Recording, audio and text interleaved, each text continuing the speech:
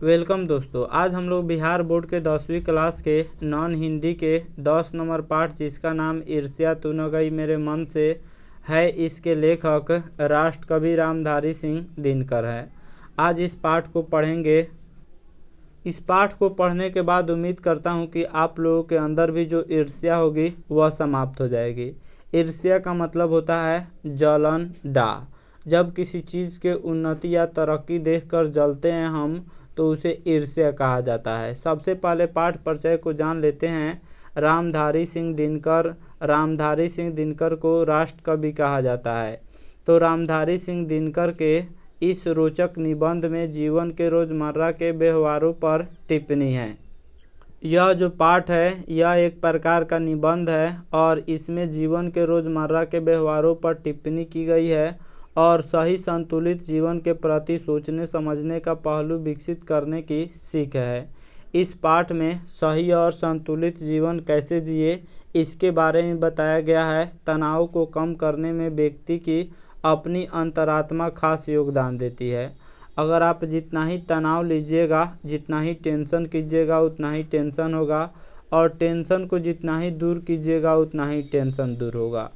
तो टेंशन कैसे उत्पन्न होता है इसमें कवि बताते हैं कि ईर्ष्या यानी जलन या डाह से टेंशन उत्पन्न होता है। इसलिए हम सब किसी को ईर्ष्या नहीं करना चाहिए। ईर्ष्या नहीं कीजिएगा तो जलन डाह नहीं होगा, तो फिर तनाव भी नहीं होगा।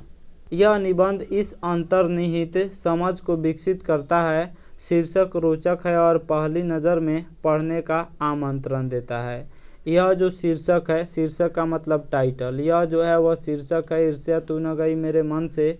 यह रोचक है और इसको पढ़िएगा तो आपको पढ़ने में काफ़ी अच्छा फील होगा। चलिए शुरू करते हैं पाठ को। प्रस्तुत निबंध ईर्ष्या तू न गई मेरे मन से राष्ट्र कवि रामधारी सिंह दिनकर के द्वारा लिखा गया है। इस पाठ में जीवन के रोज़मर्रा यानी डेली लाइफ के व्यवहारों पर टिप्पणी है और सही संतुलित जीवन के प्रति सोचने समझने का पहलू विकसित करने की सीख है। इस निबंध में लेखक ईर्ष्या के बारे में कहते हैं, यानी लेखक जलन या डाह के बारे में कहते हैं कि जिस मनुष्य के अंदर ईर्ष्या यानी जलन घर बना लेती है, वह उन चीज़ों का आनंद नहीं उठा पाता जो उसके पास है, बल्कि उन वस्तुओं से दुख पहुंचता है जो दूसरों के पास है। कवि कहते हैं कि जिसके अंदर ईर्ष्या होती है उसके अंदर हजारों कुछ भी हो जाए लेकिन उसका आनंद नहीं उठा पाता है। वह सोचने लगता है कि उसके पास इतना धन है, मेरे पास कम है। चाहे उसके पास कितना भी धन हो जाए फिर भी वह दूसरों से कंपेयर करके वह जलेगा, वह डाह करेगा। कवि कहते हैं कि ईर्ष्यालु व्यक्ति अपनी उन्नति के लिए उद्यम करना छोड़कर वह दूसरों को हानि पहुंचाने को ही अपना श्रेष्ठ कर्तव्य समझने लगता है। जो ईर्ष्यालु व्यक्ति होते हैं, जिनके अंदर जलन डाह समा जाता है, वह अपनी उन्नति के बारे में सोचना छोड़ देते हैं और वह यह सोचने लगते हैं कि उसको हम कैसे हानि पहुंचाए, उसको कैसे जो है हम गरीब कर दें, उसको कैसे हानि पहुंचाकर हम अपने से नीचे कर दें। इसलिए हम सब किसी को दूसरों के उन्नति को देखकर जलना नहीं चाहिए, बल्कि अपनी उन्नति के बारे में सोचना चाहिए। लेखक एक उदाहरण देकर कहते हैं कि मेरे घर के बगल में एक वकील साहब का घर है। वह सब कुछ में अच्छे हैं मगर वे सुखी नहीं हैं।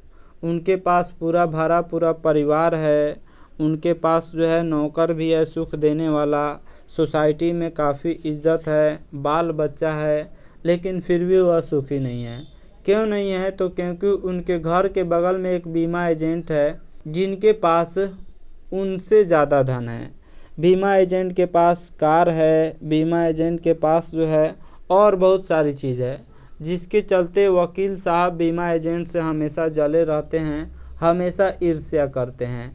ईर्ष्या मनुष्य का चारित्रिक दोष नहीं है, बल्कि इससे मनुष्य के आनंद में भी बाधा पड़ती है। वह किसी भी चीज़ का आनंद नहीं ले पाता है।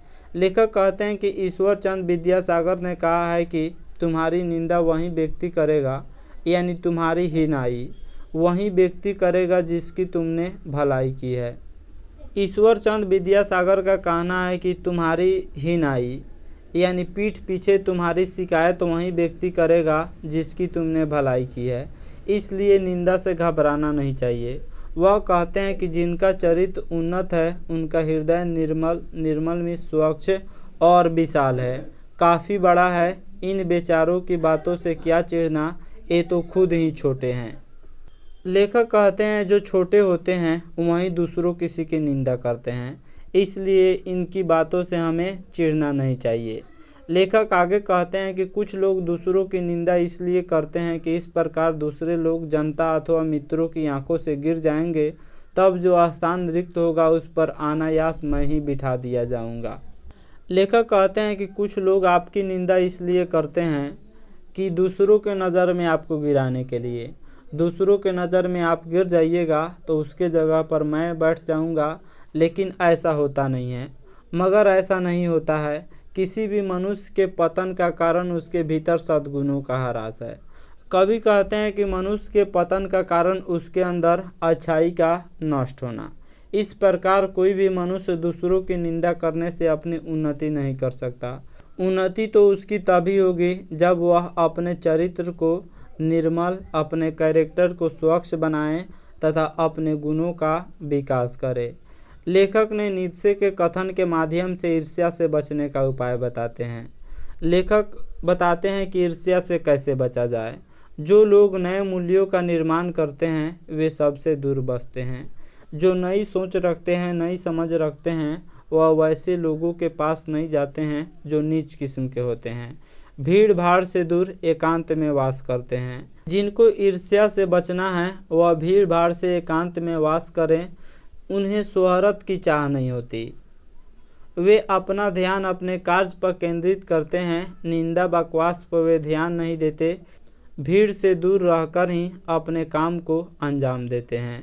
जिनको ईर्ष्या से बचना है उनको भीड़ भाड़ से दूर रह के अपने किसी भी कार्य में मेहनत करते हैं। किसी भी कार्य में वह ध्यान लगाते हैं। निंदा बकवास जैसी चीज़ों पर वे ध्यान नहीं देते हैं। लेखक कहते हैं कि ईर्ष्या से बचने का उपाय मानसिक अनुशासन है। अगर अपने दिमाग को अनुशासित करके रहिएगा तभी आप ईर्ष्या से बच सकते हैं।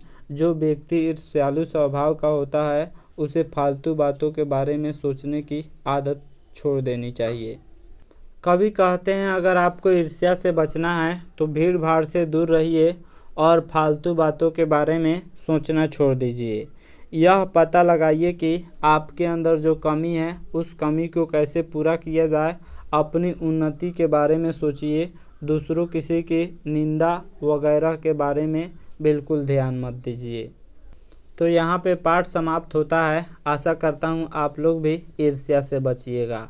Thanks for watching my video.